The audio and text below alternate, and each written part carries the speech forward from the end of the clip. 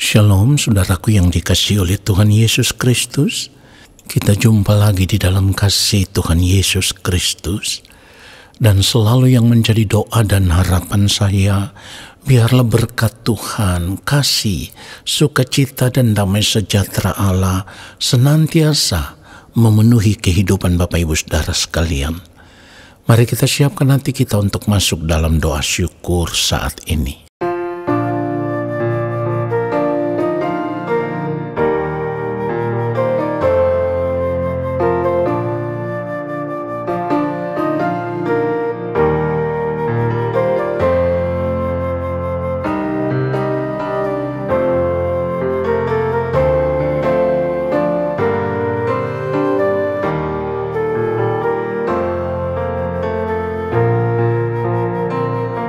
Satu hal telah ku minta kepada Tuhan,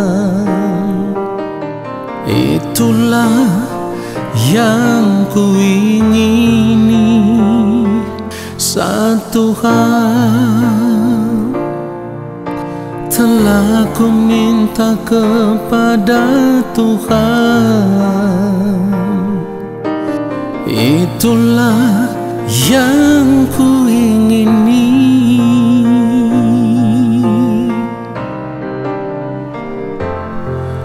Diam di rumah Tuhan seumur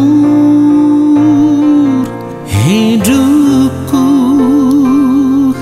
menyaksikan kemurahan Tuhan dan menikmati baitnya.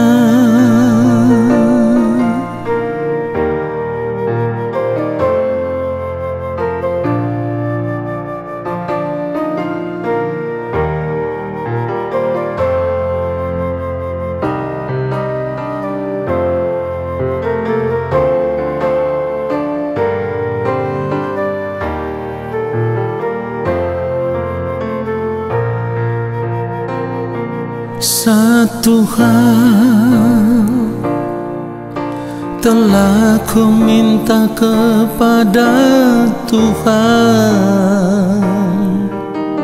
itulah yang ku ingini. Satu hal telah ku minta kepada Tuhan, itulah yang ku ingini.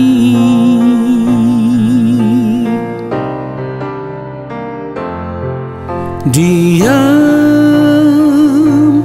di rumah Tuhan seumur hidupku, menyaksikan kemurahan Tuhan dan menikmati baitnya.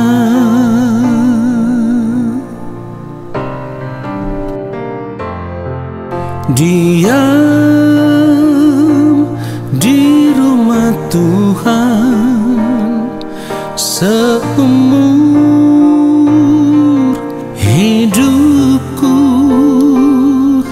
menyaksikan kemurahan Tuhan dan menikmati baitnya, dan menikmati baitnya, dan menikmati baitnya.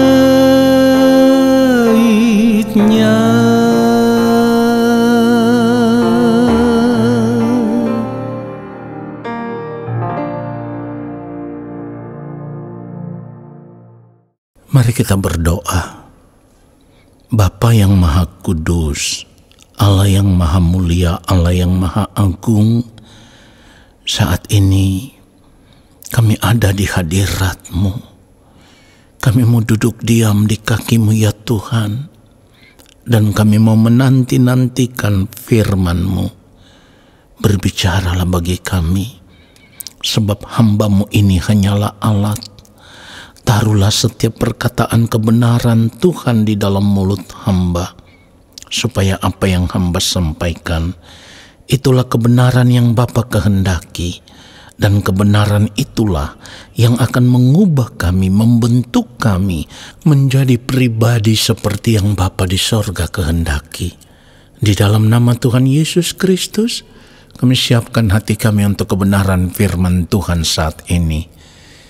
Amin. Saudara yang dikasihi oleh Tuhan Yesus Kristus, kita harus mengakui bahwa sampai saat ini kita sama sekali tidak pernah memperkarakan dengan serius masa depan kehidupan kita di kekekalan, atau kita tidak pernah memperkarakan kehidupan kita yang akan datang setelah kita berada di balik kematian. Saudara, kenapa demikian?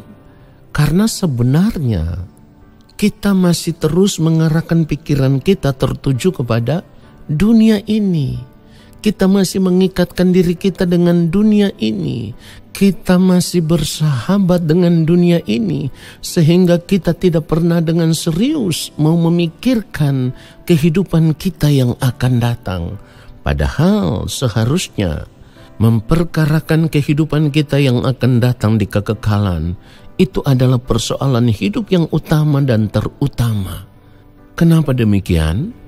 Karena kalau kita tidak pernah dengan serius memperkarakan kehidupan kita yang akan datang di kekekalan, maka kita tidak akan pernah hidup berjaga-jaga, saudaraku. Sekali lagi, kita tidak akan pernah hidup berjaga-jaga. Saudara ingat baik, saya selalu berkata, pertobatan itu bukan hanya merupakan satu titik, tetapi pertobatan itu merupakan garis panjang. Artinya, kita harus berubah dari hari lepas hari.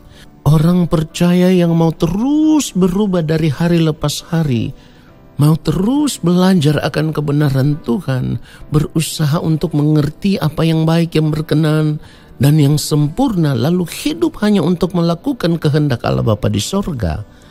Inilah sikap berjaga-jaga. Kenapa saya katakan kita harus ada dalam keadaan berjaga-jaga? Karena firman Tuhan katakan, waktu Tuhan itu kita tidak pernah tahu. Kalau kita membaca Matius 25, di dalam ayat yang ke-13 dikatakan, karena itu berjaga-jagalah, sebab kamu tidak tahu akan hari maupun saatnya. Jadi kalau saat ini kita hidup biasa-biasa saja, kita menjalankan hidup seperti orang-orang dunia pada umumnya, maka saya mau katakan, hidup kita ada di dalam ancaman bahaya. Karena apa? Seharusnya sebagai orang percaya, kita terus ada di dalam keadaan berjaga-jaga, saudaraku. Kita tidak boleh hidup sama seperti orang dunia pada umumnya. Tidak boleh. Saudara yang dikasihi oleh Tuhan Yesus Kristus, hal berjaga-jaga ini juga disampaikan oleh yang mulia Tuhan Yesus Kristus kepada Petrus dan beberapa muridnya yang lain yang bersama-sama dengan Tuhan Yesus ketika berada di Taman Getsemani, saudaraku.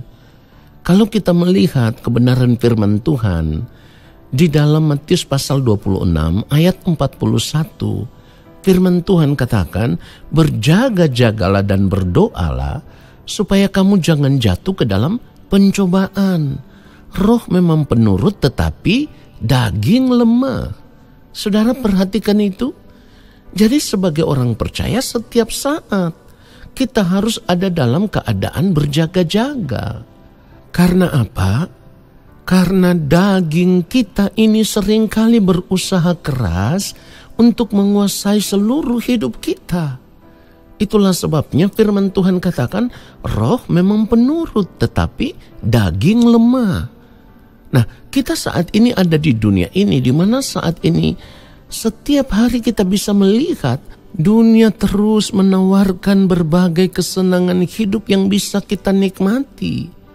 Dan karena daging yang lemah, kita juga ingin menikmati itu.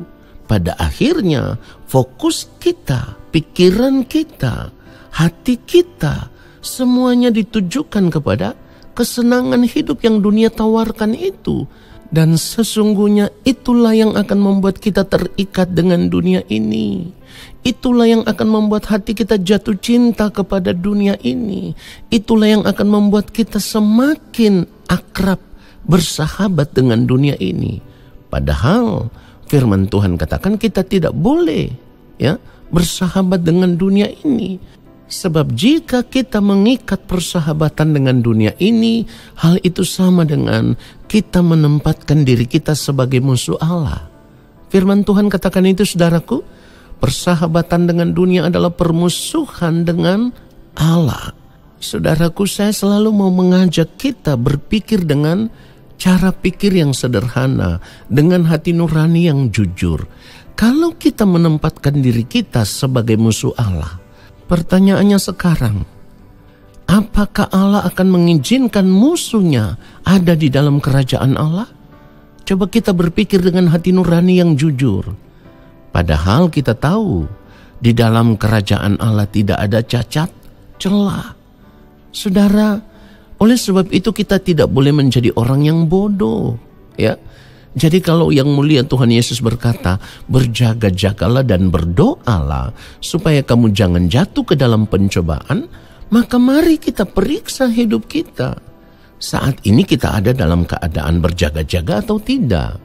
Kalau tidak, kita ambil keputusan untuk berubah, kita ambil keputusan untuk bertobat dan memperbaiki diri. Lalu terus hidup setiap hari di dalam keadaan berjaga-jaga. Ingat, orang yang masih mengikatkan dirinya dengan dunia ini sama dengan orang yang sedang mengabdi kepada dua tuan. Padahal firman Tuhan katakan kalau kita membaca Matius pasal yang ke-6 ayat 24 dikatakan, tak seorang pun dapat mengabdi kepada dua tuan. Karena jika demikian, ia akan membenci yang seorang dan mengasihi yang lain. Atau ia akan setia kepada yang seorang dan tidak mengindahkan yang lain. Kamu tidak dapat mengabdi kepada Allah dan kepada Mamon. Jadi kalau kita masih bersahabat dengan dunia ini, sama dengan kita mengabdi kepada Mamon. Mengabdi kepada Mamon, hal itu sama dengan apa yang firman Tuhan katakan. Firman Tuhan katakan kalau kita mengabdi kepada dua tuan berarti kita akan membenci yang seorang dan mengasihi yang lain. Ya, atau kita akan setia kepada yang seorang dan tidak mengindahkan yang lain. Jadi kalau kita mengasihi dunia ini dan hal itu sama dengan kita mengasihi Mamon, itu juga berarti kita membenci Allah. Kita tidak setia kepada Allah. Kita tidak mengindahkan Allah. Padahal sebagai orang percaya pengharapan kita untuk diselamatkan itu adalah di dalam Kristus setelah kita menerima kasih karunia Allah.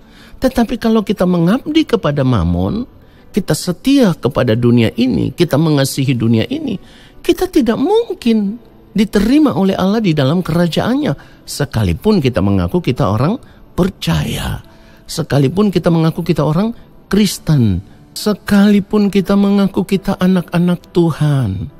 Tetapi satu hal yang pasti, kalau hati kita ditujukan kepada dunia ini, berarti kita menjauhkan diri dari Allah. Kita melepaskan diri dari ikatan dengan Allah. Saudara, dan itu juga menunjukkan bahwa sepanjang hari-hari hidup kita, kita tidak ada dalam keadaan berjaga-jaga. Kita tidak memikirkan kehidupan kita yang akan datang di kekekalan. Dan itu menjadi tanda bahwa nanti ketika berada di balik kematian, kita tidak akan bisa diterima di dalam kerajaan Allah. Kiranya kebenaran firman Tuhan ini menyadarkan kita semua dan memberkati kita semua, supaya kita mau mengambil keputusan untuk hidup di dalam berjaga-jaga senantiasa.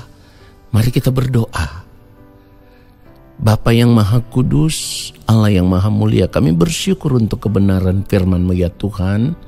Lewat firman-Mu kami semakin mengerti bahwa kami harus mengambil keputusan untuk melepaskan keterikatan kami dengan dunia ini.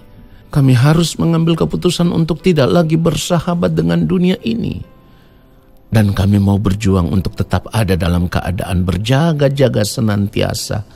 Dan kami percaya Roh Kudus Tuhan akan memampukan kami, supaya kehidupan kami semakin hari semakin dibaharui. Semakin hari kami akan menjadi serupa dengan Kristus, dan hidup kami memuliakan Bapa di sorga. Dalam nama Tuhan Yesus Kristus, kami sudah berdoa dan kami sudah bersyukur untuk kebenaran firman Tuhan ini.